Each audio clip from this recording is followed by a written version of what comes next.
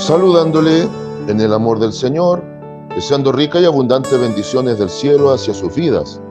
Ha llegado la hora de compartir el devocional, el pancito diario de vida que tanto bien hace a nuestras almas.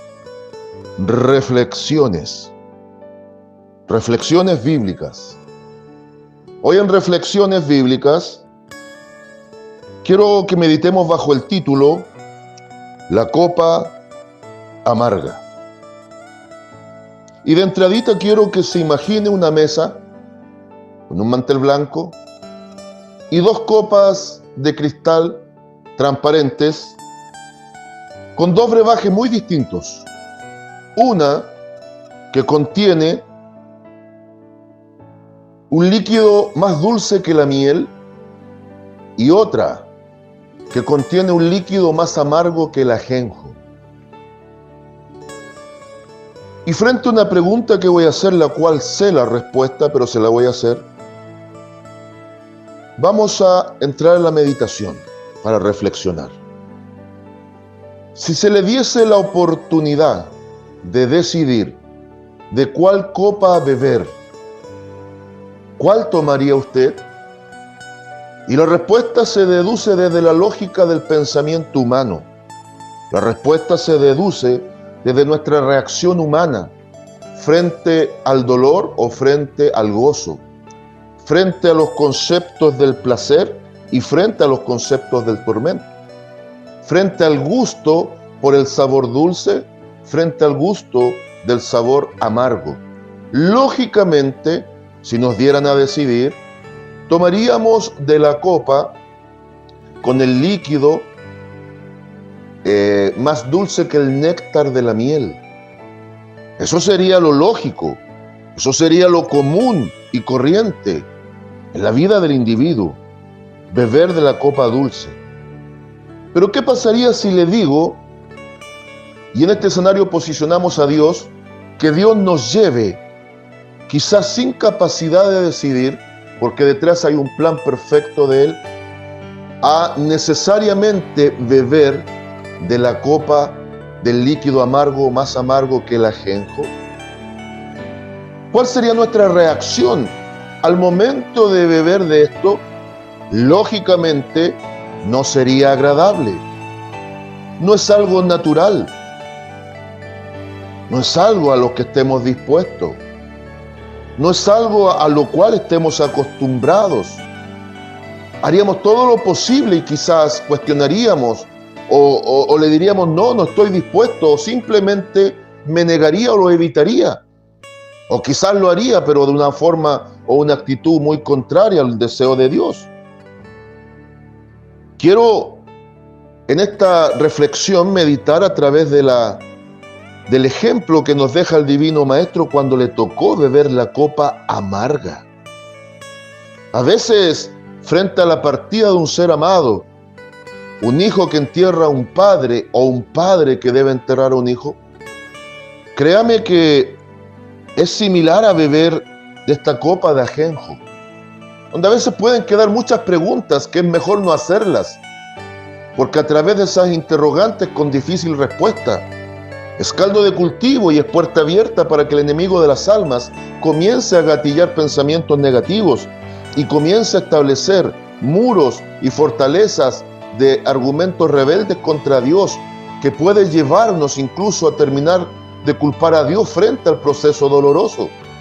Para nada se cuestione y para nada cuestione, solo glorifique y bendiga a Dios, porque Él sabe lo que hace, cómo lo hace, cuándo lo hace y por qué lo hace. Dios es soberano. Veamos el ejemplo del Divino Maestro cuando bebió de la copa amarga.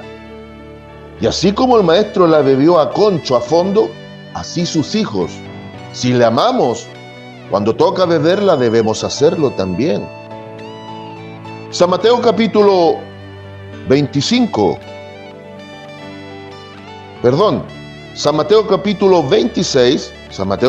26, versículos 36 al 46.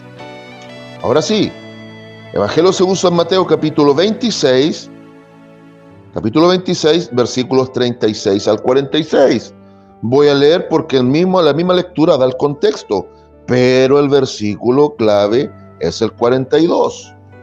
Entonces, por última vez, Evangelio según San Mateo, capítulo 26, versículos 36 al 46, daré lectura daré lectura a la poderosa palabra de Dios en el nombre del Señor Jesucristo para comunión del Padre, Hijo, Espíritu Santo. Y la palabra, la letra dice así: Entonces llegó Jesús con ellos a un lugar que se llama Getsemaní, y dijo a sus discípulos: Sentaos aquí, entre tanto que voy allí y oro. Y tomando a Pedro y a los hijos de Zebedeo, comenzó a entristecerse y a angustiarse en gran manera.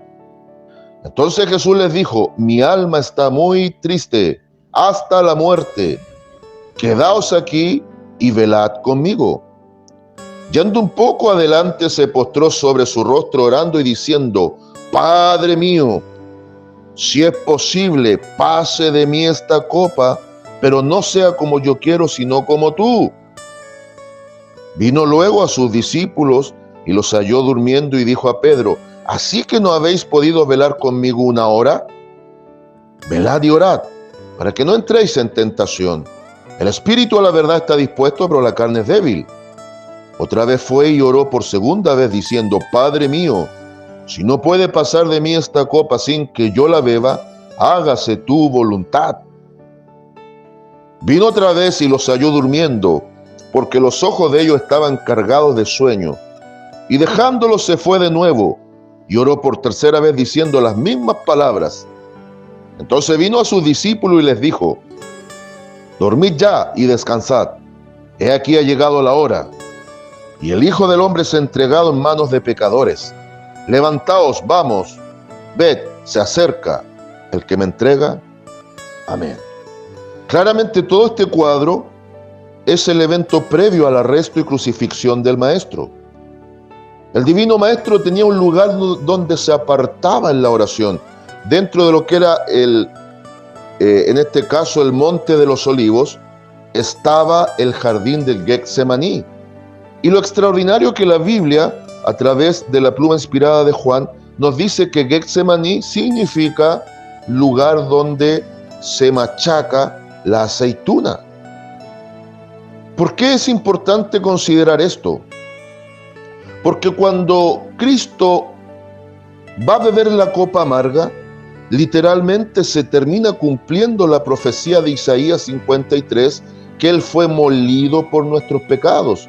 Su cuerpo sin hueso quebrado quedó despedazado, su carne destruida, sangró hasta que se desangró. La aceituna fue machacada, fue exprimida. En la persona de Cristo, Él fue exprimido, fue machacado, fue molido. Derramó sangre y agua, dice la Escritura, para que en su momento viniese el derramamiento del Espíritu sobre el corazón humano como el consolador de las almas. Pero fíjese, todo el contexto nos indica tres cosas claves. Número uno, muchas veces en los procesos más duros estamos solos. Y yo no quiero que me malentienda, por favor. Podemos estar rodeados de mucha gente, los más cercanos o gente de un corazón noble. En el momento del dolor, por ejemplo, de la partida de un ser amado, nos va a estar apoyando. Vamos a estar rodeados de gente, pero la soledad se vive por dentro. El duelo, el luto, el dolor, la angustia, el vaso de ajenjo que se está bebiendo, lo experimentamos internamente, donde no puede llegar otro hombre, otra mujer a consolarnos. Solo lo puede hacer el Espíritu Santo. Número dos, Cristo el Señor, cuando 3 veces ora y pide a Dios que si es posible le evite el trago amargo, el mismo Espíritu Santo lo lleva a la reflexión de que lo que más importa no es si lo vamos a beber o no. Lo que más importa es que detrás de esto está la plena y perfecta voluntad de Dios.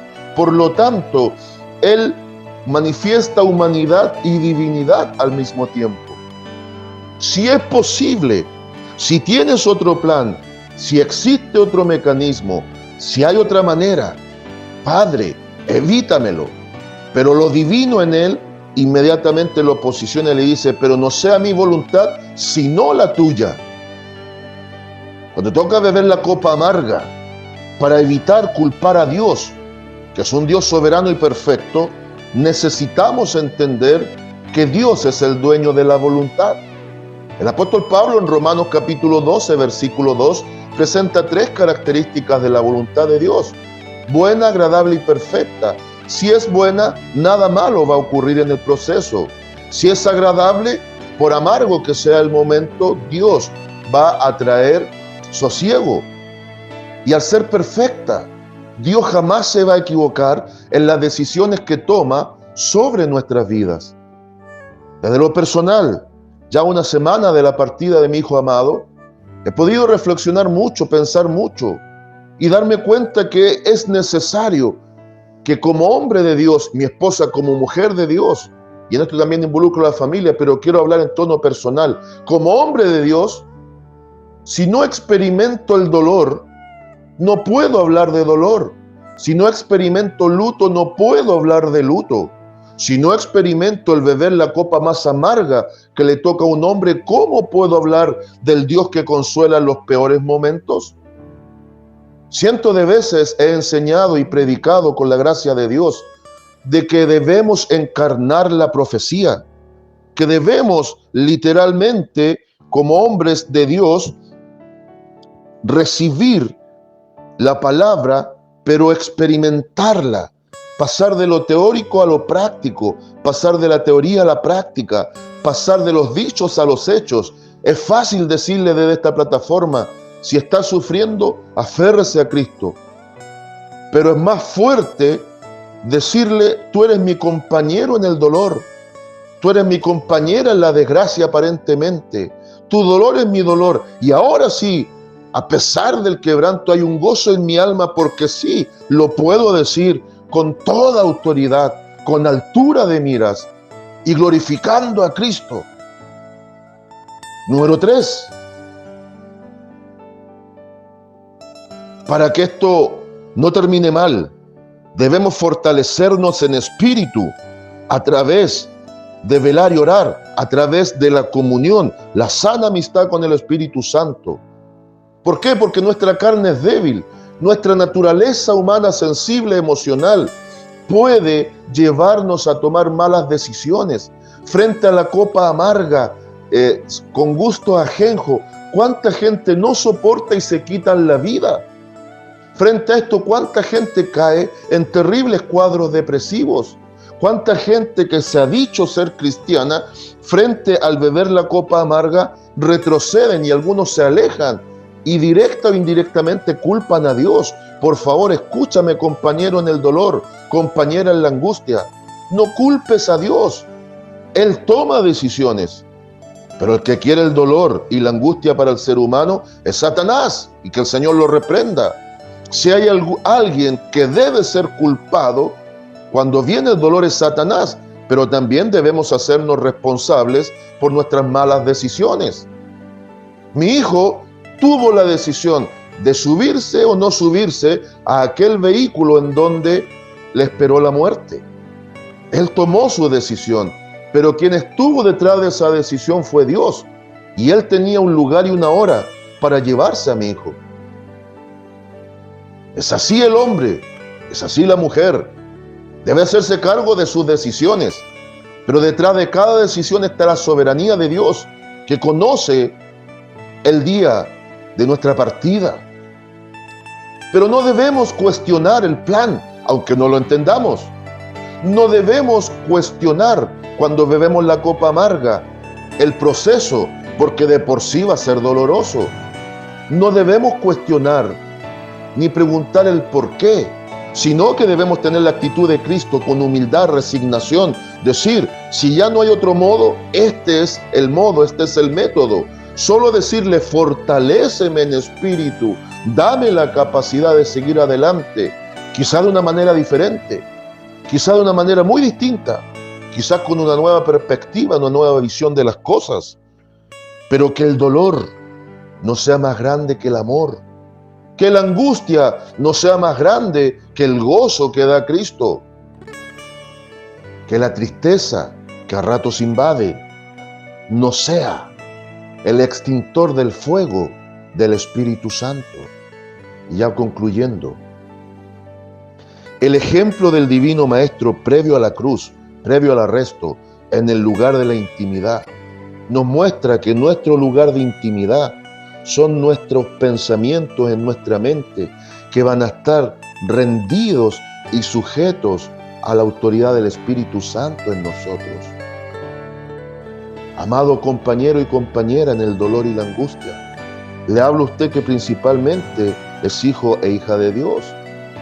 Debemos dar el porte, debemos demostrar con hechos tangibles de que nuestras convicciones nada las tranza, porque hay un mundo en angustia, hay un mundo que constantemente bebe de la copa amarga y no encuentra sosiego a su dolor. Es por eso que cuando Dios nos permite estos momentos tan trágicos y terribles, en primera instancia, lo que desea Él es que el mundo mire a su iglesia, es que el mundo mire a sus hijos, es que el mundo mire a sus siervos, para que puedan decir, ¿cómo es esto? No lo entiendo. Debiesen estar desesperados, angustiados, quebrados, destruidos, porque Dios les llamó a su presencia un hijo amado. Pero los vemos tranquilos, los vemos en paz, y aún los vemos con una sonrisa en medio del llanto. ¿Cómo es esto? Y es ahí donde el testimonio, muchas veces la mejor predicación, en medio de un mundo de charlatanes, en medio de una iglesia que se ha corrompido, en medio de una iglesia muchas veces indulgente consigo misma, en medio de una iglesia inquisidora que muchas veces se persigue a sí misma, en medio de una iglesia que debe resplandecer más que nunca en medio de las tinieblas, es necesario que Dios tome los medios pertinentes para demostrarle al mundo que existen hijos, hijas de Dios, que con resignación y humildad beberemos todas las copas que Él disponga que bebamos. Y en medio del conflicto emocional, poder estar quietos, pasivos, dirigidos y sujetos al Espíritu Santo, pero activos en la actitud de decir, por sobre todo, Cristo reina. Por sobre todo, Cristo se glorifica. Por sobre todas las cosas, el amor de Dios es el mejor antídoto contra la angustia y el dolor cuando bebemos la copa de ajenjo. Sean mis fraternos saludos y deseo abundante paz, gracia y misericordia desde Longaví a cada uno de ustedes.